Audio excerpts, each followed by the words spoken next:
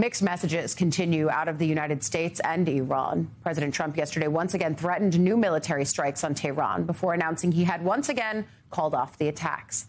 Since the U.S. and Israel launched the war in Iran back in late February, the president has publicly delayed or canceled planned military action at least 8 times. Trump claimed progress in negotiations as the reason for backing off the strikes yesterday. We just made a great settlement of the war with Iran. And we're going to be subject to finalization of documents, which should get done over the next few days. We'll probably have a signing maybe in Europe, and it's a great thing. The president offered few other details, and he has claimed a deal could be imminent several times in recent weeks.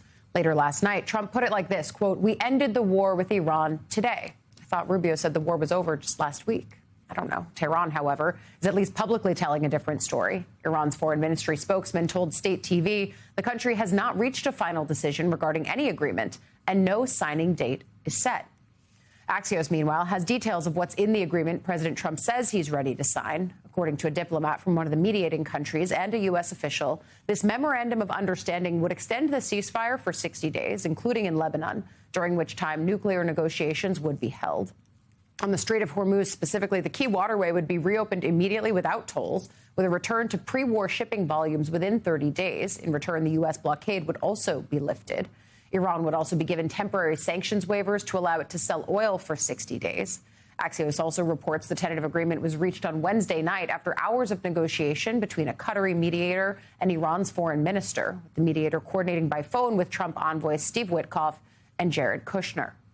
While all of that is going on, President Trump has also nominated a new director of national intelligence, Jay Clayton, the current U.S. attorney for the Southern District of New York and former SEC chairman. He's going to take on the role of DNI permanently, if confirmed. It comes as Democratic Congress members have put pressure on Trump to replace outgoing DNI Tulsi Gabbard with someone more appropriate than Director of U.S. Federal Housing Bill Pulte, who has no national security or intelligence experience. Despite the pushback, Trump says he still intends to keep Pulte in the acting role of DNI and is defending his choice. Do you intend to have Bill Pulte continue to serve as the acting director of national intelligence? And do you think it's unreasonable that some Republicans have concerns that he has no intelligence experience, even if he's serving in this acting role? But he's intelligent, unlike a lot of other people. But do you think that's fair? No intelligence? He's only there for a little while. He's running it for a short while when we get a very talented person, Jay Clayton. And as you know, Jay Clayton's an incredible talent, head of Sullivan and Cromwell. He was head of the SEC. He was now Southern District. I mean, nobody has better credentials. But Bill will run it for a short while. He's done a fantastic job at Fannie Mae, Freddie Mac. Created tremendous, it's probably worth $1 trillion now, trillion. He's done a great job. He's a smart guy.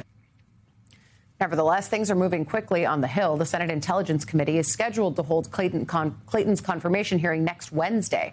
Trump has said he intends for his DNI to look into cases of alleged election fraud, and Clayton's already spoken about this as it pertains to the California mayor's race, where there's been no evidence of fraud. Do you think that it helps, given where you sit in the world, to speculate about fraud or potential fraud without any direct evidence of said fraud? Because typically, if you were to bring a case, Andrew, you historically wouldn't want to speculate about the case. I am not speculating about fraud. I'm not saying there is fraud, okay? I am saying that the opportunity for fraud makes no sense to me when we can run a much better system. I want to bring in congressional reporter for Axios, Kate Santeles. So all of this ultimately culminates in Congress. They were the ones initially making hay about how unqualified Bill Pulte was for this DNI role, even in an acting capacity, because he could have had more than 200 days in that spot. Does the Jay Clayton of it all make it better? The fact that they immediately put the confirmation hearing on the calendar feels like yes, but what's your sources saying? So this is a step of progress towards getting a full 3-year reauthorization of FISA Section 702, this critical national security tool, but it's not enough to get Democrats on board. And this entire standoff over FISA has been over Bill Pulte. Democrats are really holding firm here, saying they're not going to vote to reauthorize FISA unless Trump takes Pulte out of this acting role. And they have been asking him to put in someone permanent, to name someone, but it's still clear that Pulte is going to serve in this role for now. As you know, the Senate confirmation process doesn't take just a couple days. It might be a couple weeks before we see Clayton actually in this role. So while we have this interim period with Pulte, don't expect to see a FISA reauthorization anytime soon. You're right to bring these two stories together because they are the things that are the leverage or the mechanism that the Hill actually has to make the White House listen to them. Typically, this is a White House that is keen to steamroll over Congress.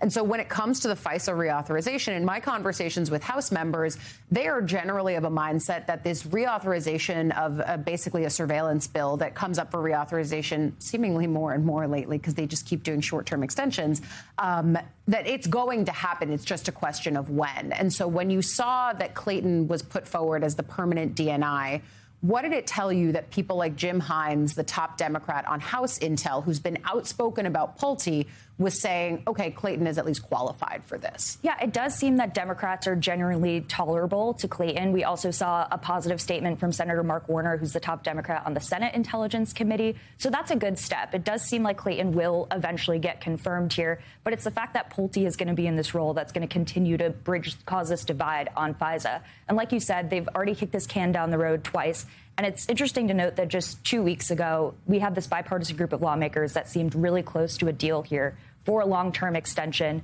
This is always a really tricky issue. It doesn't fall along party lines. You have this group of conservative Republicans and liberal Democrats that are aligned on wanting privacy changes. And then you have the intelligence hawks who are saying that we can't make those changes because it'll water down the program. So they were close to this bipartisan deal. Trump names Pulte and throws a wrench in this entire process. So now Democrats won't vote for him, and we're going to have this lapse in this critical national security program for a few weeks likely. So let's drill deeper on this, sort of where we've been and where we're going, because the House did fail to pass a short-term extension of a key surveillance law. It's set to expire today, which is what we're talking about. Despite the nomination of Jay Clayton as the new DNI, House Democrats still voted yesterday to reject the extension of Section 702 to protest Pulte's nomination as the acting DNI.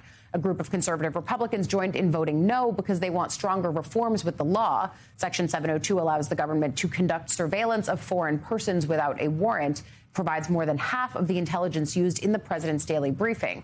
Without congressional authorization, intelligence agencies and telecom companies face immediate legal uncertainty. So even as there's all this haggling over who is the DNI, we're putting Clayton's confirmation hearing on the calendar. We'll see how long it takes. What is the concern that you're hearing from lawmakers who are proponents of reauthorizing this?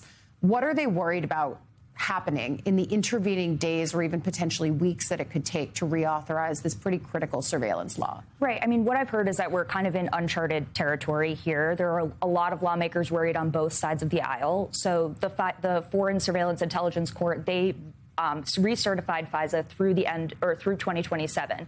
But since Congress is not going to reauthorize this underlying authority, these electronic service carrier companies are going to face a lot of legal uncertainty over whether they can provide this data to intelligence agencies. And the officials at these agencies who are going through this data also fear personal liability for doing that while we're in a lapse during this period.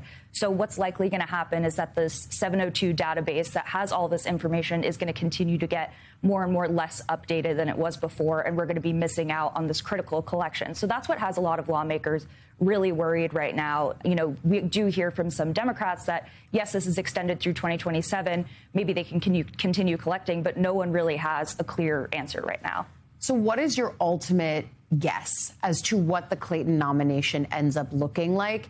And does it ultimately clear up any of the FISA drama that we've seen playing out over the course of the next 2 weeks? Look in your crystal ball, which is, I recognize, difficult for us to do in this version of Washington. So I think FISA will eventually get there. You do have the majority of lawmakers want to see this program reauthorized. But when you have Pulte in this acting role, if that does end up happening, it's going to make it really tricky to unstick this debate. And it's likely we're not going to see them reauthorize FISA until Pulte is out of there. And you're still going to have Democrats upset that he was even in there in the first place to begin with. So the Senate will try and move quickly on him. Like you said, we have confirmation hearings next week. We heard from Majority Leader John Thune that he wants to process this nomination as quickly as possible. And the Senate can speed things up, but it's still going to be some time without this program. Senate magic is a really funny thing. Viewers have heard me describe it as that before because it's a strange body where if all 100 of them decide that they want to do anything, they can do it and sort of bypass any of the stickier, slower procedural rules that it takes to get there. When we look at that confirmation hearing, just off the top of your head, are there people that you're looking at on the Republican side who could be problem makers, we'll say? Well, we know Senator Susan Collins, she sits on the Intelligence Committee. She can often be a thorn in the White House's side. But again, I think the fact that we're seeing intelligence hawk Democrats coming out in support of Clayton is a positive sign for Republicans here, too. So I agree with that. One of the people that we've been looking at closely is Senator Mark Warner. I think a lot of people have been taking their cues from him just because of the length of his tenure as one of the top members on that committee, either in the chair position or the ranking member position. And the fact that he is seemingly in a better place now that it's Clayton as opposed to Pulte is notable and instructive for the way that this might fall. I'm not saying that these people are voting for Clayton, but it's just a sign of, maybe the soil could be a little more fertile because this person actually has a history and qualifications for a role like this. It's going to be an interesting time when Congress comes back. Congressional reporter for Axios, Kate Santelise, thank you.